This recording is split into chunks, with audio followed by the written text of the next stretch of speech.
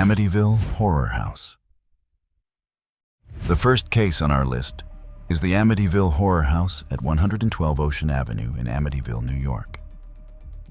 On November 13, 1974, Ronald DeFeo Jr. ended the lives of 6 members of his family. His father, Ronald Sr., his mother, Louise, his siblings Dawn, Allison, Mark, and John. All were found in their beds. The house sat in a quiet neighborhood where families lived ordinary lives. That evening, around 6:30, Ronald DeFeo Jr. rushed into a local bar called Henry's. He was frantic, shouting that something terrible had happened to his family. Several patrons followed him back to the house. What they found inside left them in shock. Each victim had been shot with a rifle. All were lying face down in their beds. There was no sign of a struggle anywhere in the house. Police arrived within minutes and secured the scene. DeFeo initially claimed that a hitman named Louis Fellini was responsible for the murders, alleging his father had a long-standing feud with the man. Detectives immediately found this explanation suspicious.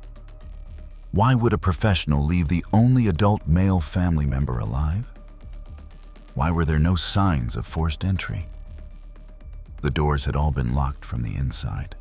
Within hours, investigators began pressing DeFeo with harder questions. His story kept changing. First, he said he came home from work and discovered the bodies. Then he claimed he was at the bar when it happened. Then, he suggested his sister Dawn might have been responsible. The inconsistencies were glaring. After hours of questioning, DeFeo finally confessed. He admitted to shooting each family member as they slept. But what could drive someone to such an act? The investigation revealed a household filled with tension. Ronald Sr. was known to have a difficult relationship with his son, often engaging in heated confrontations.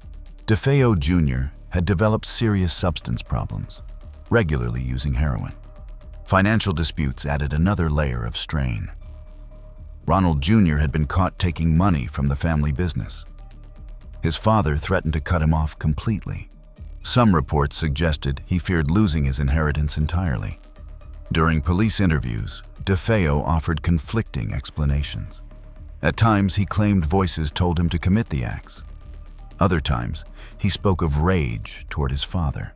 Forensic analysis painted a clearer picture. The weapon used was a Marlin rifle, found wrapped in a pillowcase near the house.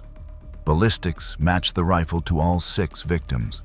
Each person had been shot at close range while lying in bed. The lack of defensive wounds suggested they never woke up. The trial began in October 1975. DeFeo's defense team argued he was insane at the time, claiming he heard voices commanding him to act. The prosecution presented evidence of careful planning.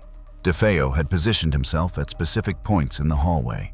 Forensic evidence indicated DeFeo used a .35 Marlin rifle, which holds a magazine, allowing him to fire all shots without pausing to manually reload between victims. He knew exactly where each family member slept. The jury deliberated for just 1 day. They found him guilty on 6 counts of second-degree homicide. He received 6 consecutive sentences of 25 years to life. Years later, DeFeo changed his story again. He claimed his sister Dawn had helped him, and that he then turned on her. Investigators found no evidence to support this claim. The case became even more famous when the Lutz family moved into the house 13 months later. They claimed paranormal experiences forced them to flee after 28 days. Their story spawned books and films, but the real horror had nothing to do with the supernatural. It was the actions of one family member on a November night in 1974. But what happens when a crime scene becomes too contaminated to solve? Villisca Axe Murder House. On the morning of June 10, 1912, in the small town of Villisca, Iowa, 8 people were discovered in the Moore family home at 508 East 2nd Street. The victims included Josiah and Sarah Moore, their 4 children, Herman, Catherine, Boyd, and Paul, and 2 visiting neighbors, Lena and Ina Stillinger. All had been struck with an axe while they slept. The killer left behind a scene that would baffle investigators for over a century. The discovery came when a neighbor, Mary Peckham, noticed that the Moore family had not emerged from their house by mid-morning. The family always rose early. The shades were still drawn. No one answered when she knocked. She called Josiah's brother, Ross Moore, who found the door locked. When they finally entered through the back door, they made a horrifying discovery. Every person in the house was deceased. Blood covered the walls and ceilings. The crime scene was immediately compromised. News spread quickly through the small town. Hundreds of curious residents entered the house before investigators could properly secure it. They walked through rooms, touched surfaces, and moved objects. Critical evidence was destroyed or contaminated. The local marshal deputized dozens of men to search for the killer, but the crowd had already trampled potential clues. Investigators found several strange details at the scene. Every mirror in the house had been covered with clothing. A lamp had been placed at the foot of each bed, but the chimneys were missing. The killer appeared to have spent hours in the house after the attacks. Food had been taken from the icebox. A pan of bloody water suggested the killer had attempted to wash. Most disturbing was the discovery that the killer had waited in the attic before striking. Cigarette butts were found near the attic window. The weapon was discovered in one of the bedrooms. It was an axe that belonged to Josiah Moore himself. The killer had taken it from the family's woodshed. Both the blunt and sharp sides had been used. Forensic analysis showed that the victims had been struck multiple times, far more than necessary. This suggested rage or frenzy, rather than a simple robbery gone wrong. Nothing of value had been taken from the house. Who could have committed such an act? Multiple suspects emerged over the following months. One was Reverend George Kelly, a traveling preacher who had attended a church event in Villisca the night before. Kelly was known for erratic behavior and had made suspicious statements about the case.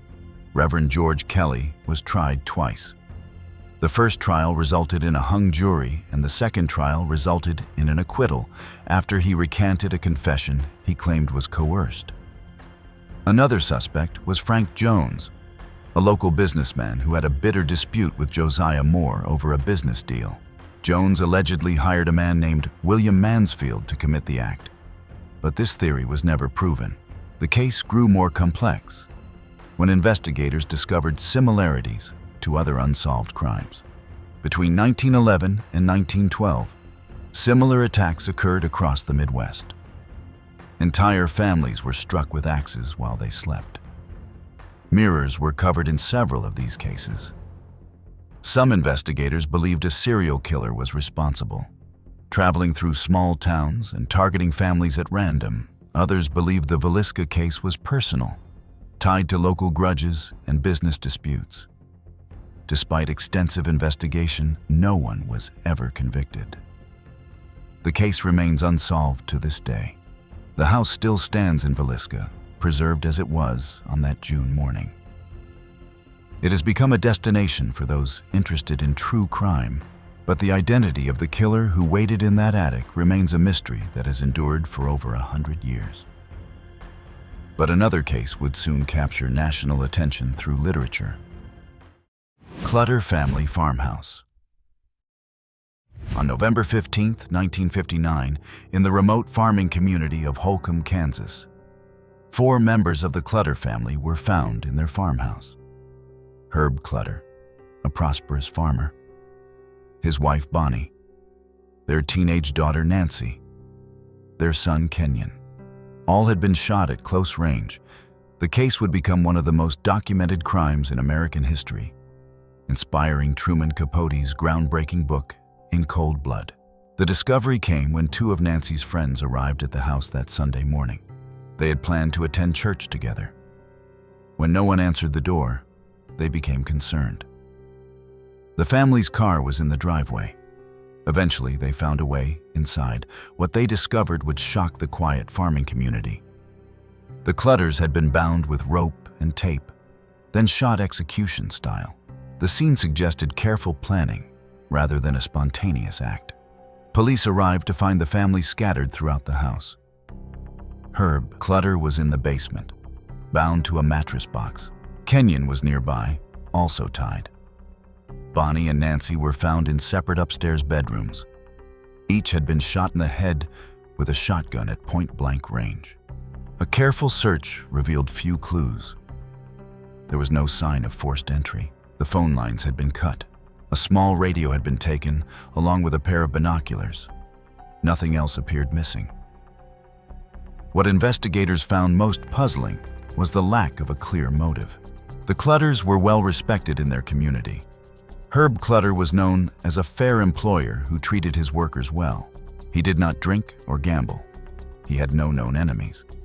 The crime appeared motiveless until investigators learned about a rumor. Someone had spread a false story about Herb Clutter keeping large amounts of cash in a safe at his home. The break in the case came from an unexpected source. A man named Floyd Wells was serving time in the Kansas State Penitentiary. He had once worked for Herb Clutter. Wells told authorities that his former cellmate, Richard Hickok, had talked about robbing the Clutter farm. Wells had mentioned the supposed safe during casual conversation. Hickok had listened carefully, asking detailed questions about the layout of the house. Acting on a tip from Floyd Wells, the Kansas Bureau of Investigation, or KBI, tracked Hickok and Smith to Las Vegas, where they were arrested on December 30th, 1959, while driving a stolen car. They had been passing bad checks across multiple states. When questioned separately, their stories began to fall apart. Physical evidence linked them to the scene. Forensic investigators found two distinct sets of bloody boot prints in the basement. One matched a cat's paw sole worn by Perry Smith, and the other matched a diamond-patterned sole belonging to Richard Hickok. During interrogation, Perry Smith eventually confessed to the actual shootings. He described how they had entered the Clutter home expecting to find a safe full of money. When Herb Clutter told them no such safe existed, they realized their information was wrong. But they had already gone too far. Smith claimed that Hickok wanted to leave, but he felt they had to eliminate all witnesses. He shot each family member himself. Hickok initially denied involvement, but later admitted to being present during the entire incident. The trial began in March 1960. The prosecution presented overwhelming evidence.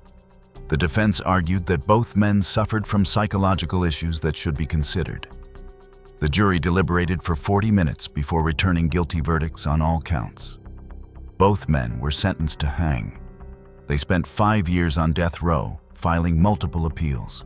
On April 14, 1965, Richard Hickok and Perry Smith were executed at the Kansas State Penitentiary. The case had lasted over 5 years, from crime to punishment. Truman Capote spent 6 years researching and writing about the case. His book, In Cold Blood, became a literary sensation, creating a new genre of narrative true crime. But beneath the literary achievement was a tragedy rooted in misinformation. 2 men had traveled across Kansas based on a false rumor about a safe that never existed. 4 innocent people lost their lives for $40 and a transistor radio. The next case involved someone who vanished for nearly 2 decades. Breeze Knoll Mansion. On December 7, 1971, in Westfield, New Jersey, John List carried out a calculated plan at 431 Hillside Avenue. His family lived in an 18-room mansion known as Breeze Knoll. That morning, List shot his wife Helen in the kitchen as she drank her coffee. He then went to the 3rd floor and shot his mother Alma in her apartment. When his children came home from school one by one, he shot each of them. Patricia, Frederick, John Jr. He arranged their bodies in the ballroom and turned on music. Then he disappeared. The bodies were not discovered for nearly a month. List had taken careful steps to delay discovery. He wrote letters to his children's schools saying the family was going on an extended vacation. He stopped milk delivery. He arranged for the heat to be turned low to preserve the bodies. He even left lights on timers to suggest someone was home. Neighbors noticed nothing unusual for weeks. The mansion was large and set back from the road. Despite the letters, suspicions only arose weeks later when the mansion's lights began to burn out. And neighbors realized they had not seen the family for nearly a month, leading to a police entry on January 7th. She contacted the police. When officers arrived at Breeze Knoll, they found the doors locked. They peered through windows, but saw nothing suspicious. It was not until January 7th, 1972, that police finally entered the house. What they found inside was a carefully arranged scene. The 5 bodies were laid out in the ballroom. Sleeping bags had been placed beneath them. Religious music still played on the sound system. Investigators found a 5-page letter addressed to List's pastor. In the letter, List explained his actions in religious terms. He wrote that he was facing severe financial problems. The family was deeply in debt. He had lost his job months earlier but had been leaving the house each day pretending to go to work. He feared his children would turn away from their faith if they grew up in poverty. He believed that taking their lives while they were still faithful would guarantee their salvation. He asked for forgiveness and expressed certainty that he would be reunited with them in heaven. The financial situation was indeed dire. List had mortgaged the mansion to its full value. He owed back taxes. Bills were piling up with no way to pay them. But investigators found his religious justification disturbing. He had purchased materials for the plan weeks in advance. He had consulted with insurance companies about his policies. The calculation suggested something beyond desperation.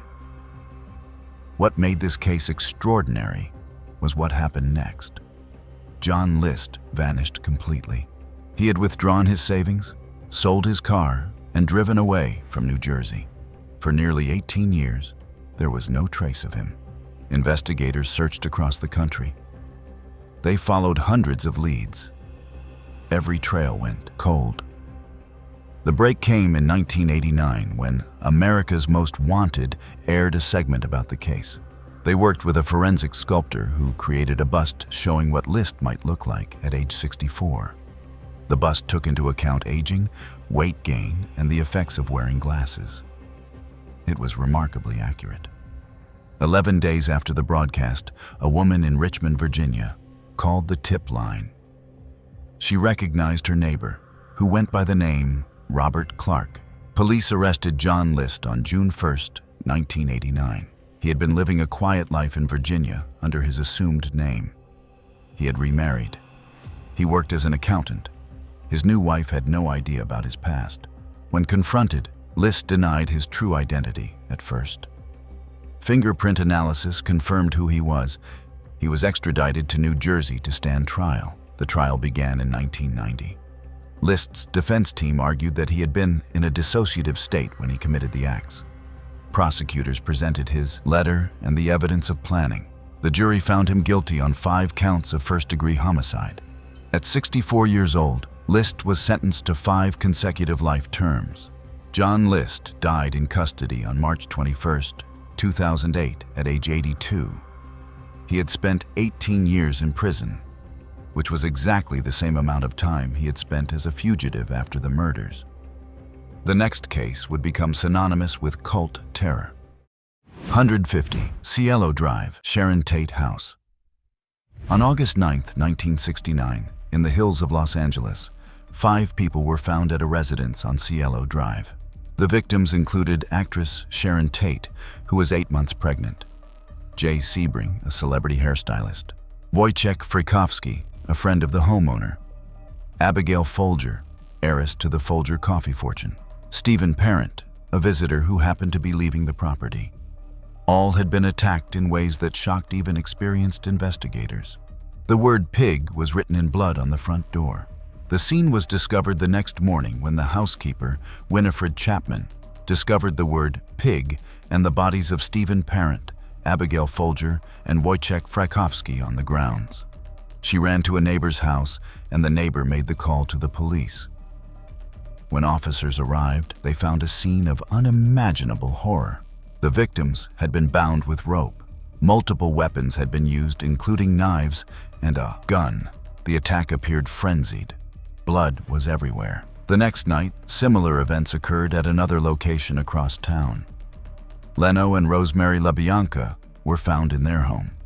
They had been bound and attacked in similar fashion. More words were written in blood at this scene. The randomness terrified the community. Who was targeting people in their homes? The investigation took months before the pieces came together. The break came when Susan Atkins, who was jailed on unrelated matters, began talking to her cellmates about the attacks. She described details that only someone present could know. She mentioned a man named Charles Manson, who had directed everything. Investigators had already been looking at Manson's group, who lived at an old movie ranch outside Los Angeles. As the investigation deepened, a disturbing picture emerged. Charles Manson had created a following of young people who lived communally at Spahn Ranch. He had convinced them that a race war was coming, which he called Helter Skelter after a Beatles song. He believed the attacks would help spark this conflict. The choice of victims was not random to him, though it appeared that way. The house on Cielo Drive had previously been rented by a music producer who had rejected Manson's attempts at a music career. The trial became one of the most publicized in American history. Manson and 4 of his followers were charged. Susan Atkins, Patricia Krenwinkel, and Leslie Van Houten were young women who had fallen under Manson's influence. Charles Tex Watson was also charged. During the trial, the defendants showed no remorse. They carved X's into their foreheads. They disrupted proceedings. Manson attempted to portray himself as a revolutionary figure. The prosecution presented overwhelming evidence. Susan Atkins had confessed in detail. Physical evidence linked the defendants to both crime scenes. Witnesses placed them at the locations. The jury deliberated and returned guilty verdicts for all defendants in January 1971. They were all sentenced to execution. However, when California temporarily abolished capital punishment in 1972, their sentences were converted to life in prison. Over the following decades, the convicted members have repeatedly applied for parole. Charles Manson never showed remorse and was denied parole 12 times before his passing in 2017. Susan Atkins remained in prison until her passing in 2009. Leslie Van Houten was released on parole on July 11, 2023, after more than 50 years in prison. Patricia Krenwinkel remains incarcerated, having had her most recent parole recommendation overturned by the governor in 2024. If you've made it this far and enjoy deep dives into the most shocking criminal cases, hit that subscribe button and don't forget to press the bell icon. The next case would bring wealth and family into a devastating collision. Menendez Mansion. On August 20th, 1989, in the affluent neighborhood of Beverly Hills, California, brothers Lyle and Eric Menendez shot their parents at 722 North Elm Drive. Jose Menendez, a successful entertainment executive. Kitty Menendez, his wife. Both were found in the family room of their mansion. The scene was brutal. Jose had been shot multiple times, including point-blank shots to the head. Kitty had been shot repeatedly as well. The brothers would claim self-protection, but prosecutors saw something else entirely. That night, Lyle and Eric called 911 at 11:47 in the evening. They were hysterical, claiming they had come home to find their parents deceased. They told police they had been at the movies watching a Batman film. When they returned home, they discovered the horrifying scene. Investigators arrived to find the brothers distraught. The family room looked like a war zone. Shotgun shells littered the floor. The walls were spattered with blood. Police initially treated the scene as a possible mob hit. Jose Menendez had risen to prominence in the entertainment industry. He had made enemies along the way. Some wondered if his business dealings had caught up with him, but as investigators dug deeper, inconsistencies emerged. The brothers' behavior raised questions.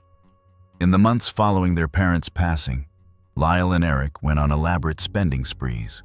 They purchased Rolex watches, expensive cars, and even a restaurant. They seemed to be living without grief. The break in the case came from an unexpected source. Eric had been seeing a psychologist named Jerome Oziel. During therapy sessions, Eric confessed to the acts.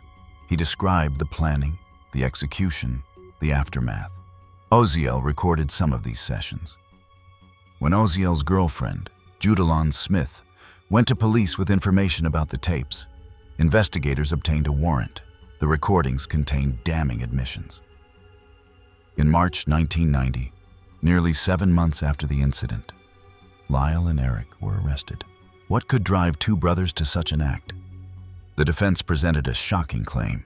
The brothers alleged years of mistreatment by their father. They claimed Jose had been controlling and harsh.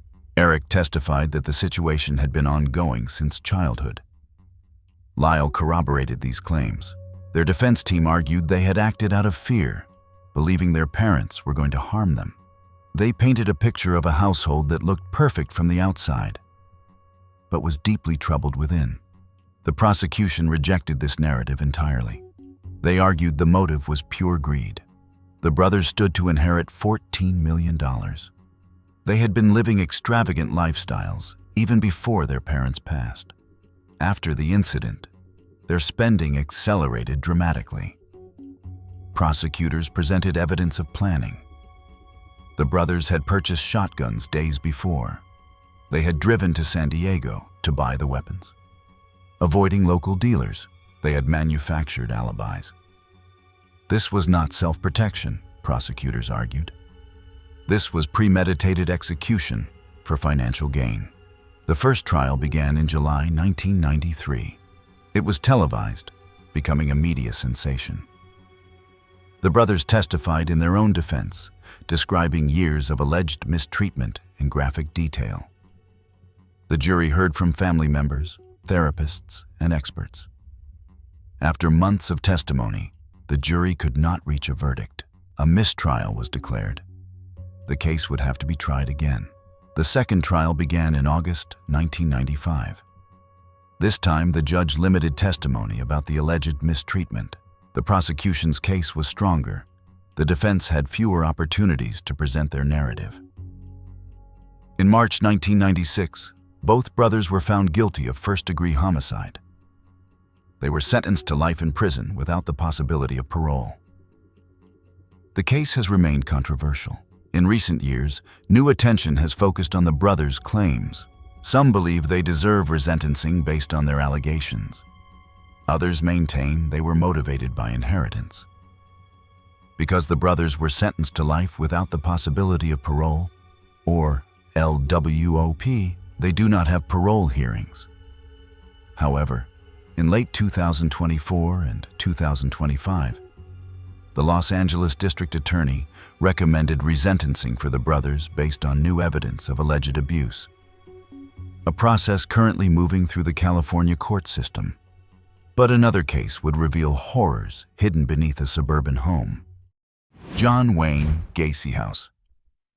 Between 1972 and 1978, at 8213 West Somerdale Avenue in Chicago, Illinois, John Wayne Gacy carried out a series of acts that would shock the nation.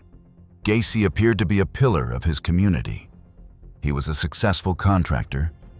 He entertained at children's hospitals dressed as Pogo the Clown. He hosted elaborate neighborhood parties. He was active in local Democratic politics. But beneath his suburban home, investigators would discover evidence of 33 victims. Most were teenage boys and young men who had simply disappeared. The investigation began in December 1978, when a 15-year-old named Robert Piest vanished.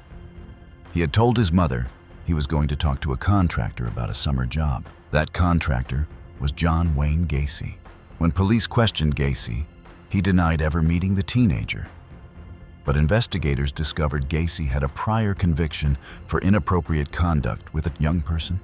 They began watching him closely. Under surveillance, Gacy's behavior grew increasingly erratic. He invited officers into his home, trying to appear cooperative. He chatted with them about his business, his community involvement, his clown performances, but investigators noticed strange smells coming from his house. When they obtained a search warrant and began digging, they made a horrifying discovery. Bodies were buried in the crawl space beneath the house. More were found in the garage. Some had been disposed of in a nearby river. How had no one noticed for 6 years? Gacy had been careful in selecting his victims. Many were runaways or young men from troubled backgrounds. Some worked for his construction company. Others he encountered at the bus station or on the streets. He would lure them to his house with promises of work or money. Once inside, he would overpower them using a handcuff trick. He would claim it was a magic act, then refuse to release them. As excavation continued, the full scope became clear. A total of 29 bodies were recovered from the Gacy property, including 26 in the crawl space and others in the yard garage, while 4 were recovered from the Des Plaines River. 3 more were found elsewhere on the property. 4 had been thrown into the Des Plaines River. Gacy eventually confessed to all 33 incidents. He described his methods in chilling detail. He showed no remorse. He claimed the victims had brought it upon themselves. The investigation into Gacy's background revealed warning signs that had been missed. His father had been harsh and belittling, often calling him names. Gacy had struggled with his identity throughout his life. In 1968, he had been convicted of inappropriate conduct with a teenage boy in Iowa. He served 18 months. After his release, he moved to Chicago and started over. He married again. He built a successful business. He became active in his community, but the patterns continued in secret. The trial began in February 1980. Gacy's defense team argued he was insane. They presented psychiatric evaluations claiming he had multiple personality disorder. The prosecution countered with evidence of careful planning and concealment. Gacy had run a successful business. He had fooled neighbors, friends, and even police for years. That required rationality and control. The jury deliberated for less than 2 hours. They found him guilty on all counts. He was sentenced to execution. Gacy spent 14 years on death row. He painted clown portraits in his cell, which became infamous and disturbing artifacts. He gave interviews, sometimes confessing, sometimes denying, always manipulating. He never showed genuine remorse for his victims. On May 10, 1994, John Wayne Gacy was executed by lethal injection at Stateville Correctional Center. His last words reportedly were dismissive and defiant. The house on Summerdale Avenue was demolished in April 1979. The lot remained empty for years before new construction. Neighbors wanted to erase all traces of the horror that had occurred beneath that suburban home. The next case remained unsolved despite decades of investigation. Keddie Cabin 28. On the morning of April 12, 1981, in the small resort community of Keddie, California, a horrifying scene was discovered at Cabin 28. Sue Sharp, her son, and his friend were found in the living room. All had been bound with electrical cord and medical tape. All had been attacked with multiple weapons, including knives and a hammer. Sue's daughter Tina was missing. The case would remain unsolved for decades, haunting investigators and the community alike. The discovery came when Sue's oldest daughter, who had been sleeping in an adjacent bedroom with her sister, woke up that morning. She found the front door open. When she looked into the living room, she saw the scene and ran to a neighbor's cabin. The neighbor called the Plumas County Sheriff's Office. When deputies arrived, they found a scene of extreme disorder. Furniture was overturned. Blood was everywhere. Weapons had been left at the scene. Investigators immediately faced troubling questions. How had the attacks occurred without other family members hearing? Sue's children had been sleeping in nearby rooms. Some heard nothing. Others recalled strange sounds, but had not investigated. The cabin walls were thin. Neighbors were close by. Yet no one reported hearing screams or calls for help that night. 3 years later, Tina's remains were found in Butte County, about 100 miles from Keddie. A bottle collector discovered her skull in the woods. Investigators searched the area and found more remains. The location suggested she had been taken from the cabin and transported elsewhere. This added another layer of mystery to an already perplexing case. Who could have committed such acts? Investigators identified several suspects early on. Two men named Martin Smart and John Boubaid had been staying in a cabin next to the Sharps. Smart's wife later claimed he had confessed to her, describing a confrontation with Sue Sharp over a dispute. Boubaid was known to have a temper. Both men became primary suspects. However, neither was ever charged. Both left Keddie shortly after the incidents. Smart passed away in 2000. Boubaid passed away in 1988. The investigation was hampered from the start. Evidence was mishandled and some items went missing. A hammer found at the scene disappeared from evidence. Bloody fingerprints were never properly processed. Witness statements were not followed up adequately. The small sheriff's department was overwhelmed by the scale of the crime. Critical leads were not pursued in the crucial early days. For years, the case went cold. The Keddie Resort eventually closed. Cabin 28 was demolished. Families moved away. But the case never truly disappeared. Amateur investigators continued to examine the evidence. While interest remained, the case was formally and vigorously reopened in 2013 by Sheriff Greg Hagwood and Special Investigator Mike Gamberg, leading to the discovery of the 2016 hammer in a nearby pond. They began re-examining old evidence with modern technology. In 2016, a hammer matching the one from the original scene was found. DNA analysis linked it to both victims and potential suspects. This discovery reignited hope that the case might finally be solved. Investigators announced they believed they knew who was responsible. However, with both primary suspects already deceased, no charges could be filed. Additional evidence has continued to surface in recent years. Anonymous letters, new witness statements, deathbed confessions. Each piece adds to the puzzle but brings no closure. The case remains officially unsolved. For the surviving family members, the lack of resolution has been painful.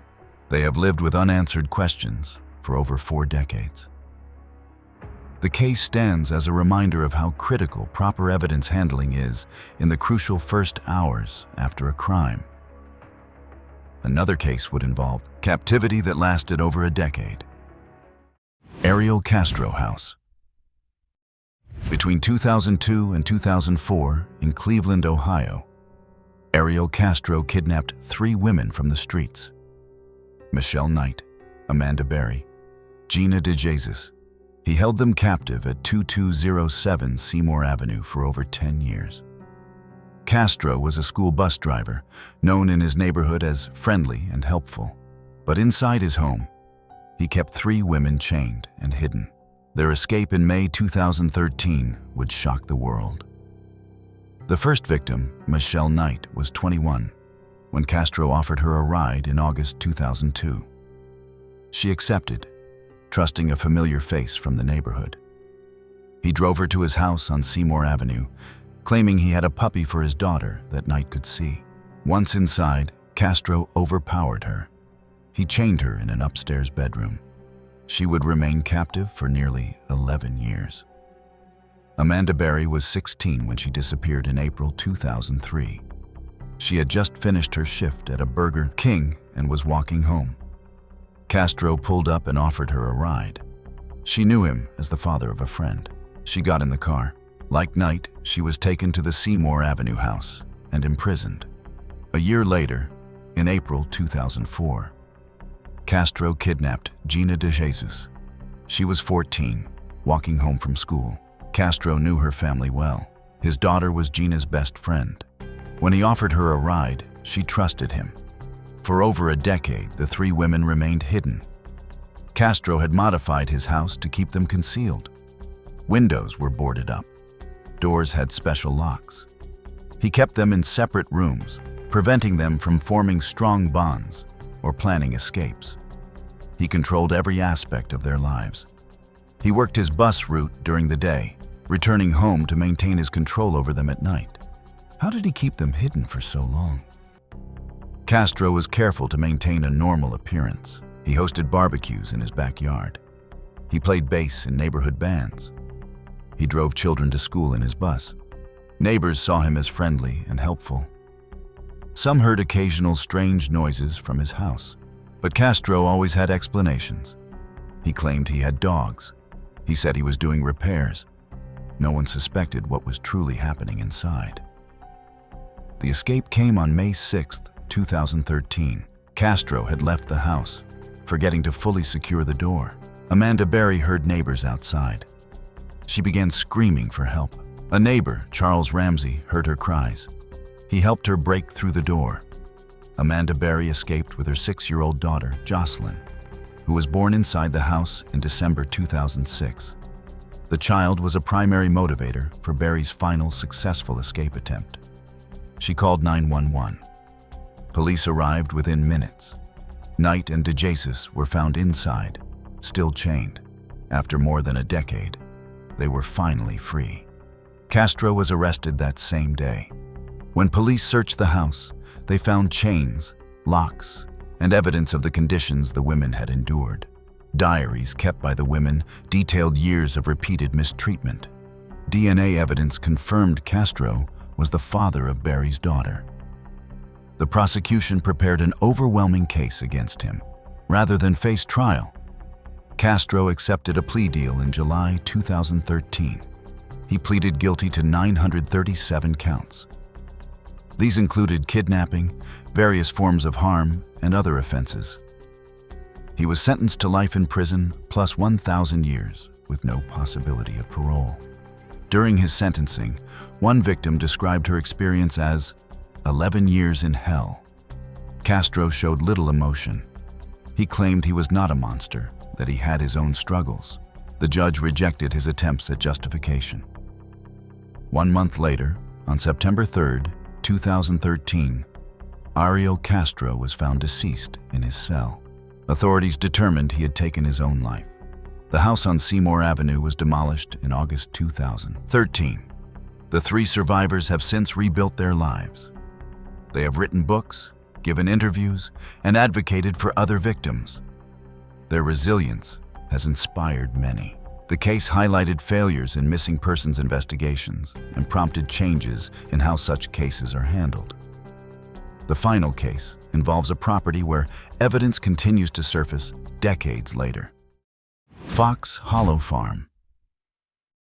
During the 1990s, in Westfield, Indiana, Herb Baumeister used his 18-acre estate called Fox Hollow Farm as a burial ground.